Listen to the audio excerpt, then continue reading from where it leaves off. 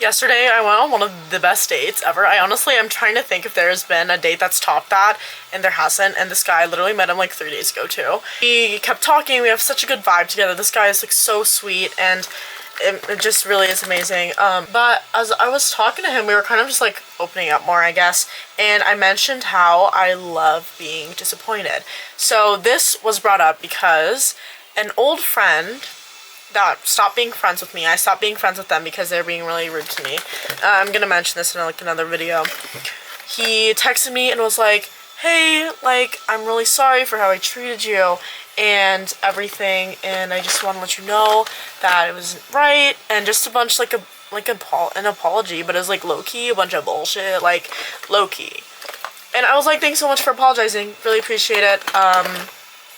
We kind of like started chatting a little bit more, and I was like, hey, I'm actually going to San Francisco. He lives in Sacramento. I was like, hey, I'm going to San Francisco, and I'll be there for a while if you want to like catch up, hang out, all that stuff. And he was like, yeah, like, let's do it. And he planned like this whole thing, and I was really excited actually. And then he flaked on me. He flaked. He originally was like, oh, let's do the 10th, and then I was like, okay, sure, like, I'm free on the 10th, let's do it. Then he's like, actually, can we do the 5th, because I can't call off of work, and I was like, okay, sure. So it's July 3rd, and then it's July 4th, and I'm like, hey, let me know if we're still hanging out on the 5th. It's July 4th, I text him, hey, let me know what we're doing, so then like I can figure it out, because I like planning ahead. I don't like doing things like, I can do things spontaneously, but when it comes to hanging out with people, I would rather prefer for it to be like, you know, planned ahead. I need to do my eyelashes, hold on. Okay, then the end of July 4th, this is like 12 a.m. I'm with my friends getting in and out, and he texts me and he's like, hey, so I actually can't hang out on the 5th. And I guess there were like other reasons that went in with it, but I was disappointed. And I was like, he called me and he was like, I'm sorry, like, I can't, blah, blah, blah, blah. And I was like, that's okay. I was like, it's okay. And there is obviously like a bigger story to this. There's a reason why he couldn't go. And it's not that the reason is invalid. I think it's totally cool, but I'm not going to be saying the reason, sorry. But it was funny because he was like, I don't want to disrespect blank by hanging out with you, but I'm gonna disrespect you for flaking. Is that weird? Is that so funny? And I was totally chill with it. I was like, okay, no, like, I totally get it. That's cool. Like, I'm not gonna, like, reach out to you anymore. He was like, just call me tomorrow. And I was like, no, you can call me, but I'm not gonna call you. And he was like, well, I've been reaching out, blah, blah, blah. And I was like, well, you're not hanging out with me because you don't want to disrespect your friends, so why would I hang out with you or call you and catch up with you? I don't want to disrespect you or your friend, you know? So it just like, stuff like that happens, and obviously it's disappointing. I've been flaked on multiple times, and it's disappointing every single time. And I told my friend this, I told the person that I went on a date with this, and I was just saying, like, you know what? When I'm disappointed, it makes me feel really alive.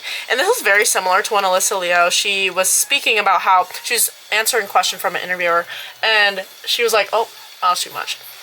And she was saying how failing makes her alive again, because it just shows that you're going to continue to learn and you're going to grow from your failure.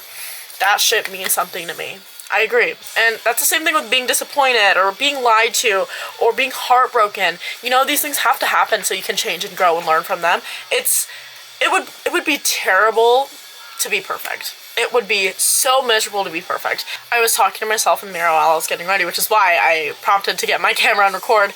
I was just talking to myself about, like, being perfect would be so terrible because you don't get to learn, you don't get to grow, you don't have to go through change. I think that's the best part of being a human, and it's like having all these cons, but then you grow and become such like a better person.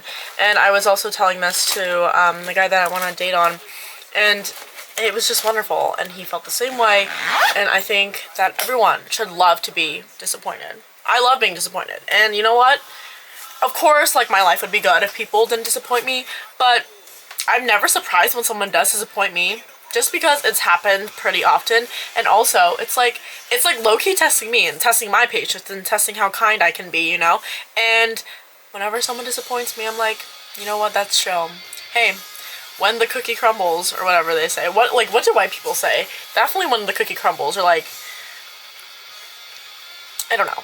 Oh, or like, happy camper, that's such a weird term. I remember like this guy said it for the first time and I was like, what the fuck is a happy camper? What the fuck does that mean? Being disappointed is fun, so honestly, if someone wants to disappoint me, I'll pay you. Actually, I'm just kidding. I wouldn't.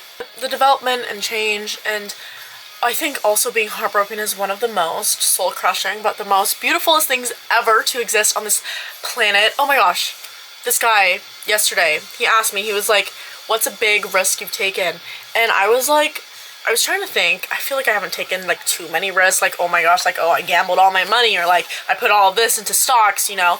I haven't taken any of those type of risks, but I think I answered and I was like, I think loving someone is a really big risk because you don't know like the end goal. You don't know what's gonna happen after that. And it's just like, yo, you're going in blind, but it's the best part. It's the best part. Everyone take a risk. Everyone be disappointed. Everyone maybe not lie to people too much, but maybe lie to someone, see how they react, or I don't know. I actually don't think I should be saying that. Just be awesome.